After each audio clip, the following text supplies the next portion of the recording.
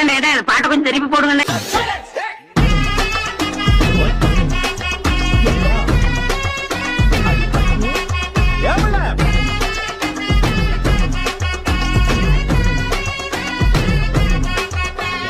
பஞ்சு முட்டாய் கட்டி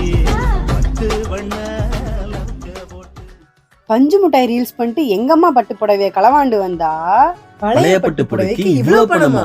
உங்க வீட்டுல இருக்க பழைய பட்டு புடவையை கொடுத்து அதுக்கேத்த அமௌண்ட் நீங்க வாங்கிக்கலாம். இந்த 3 சாரீஸ்மே பியூர் ஜெர்கதாங்க.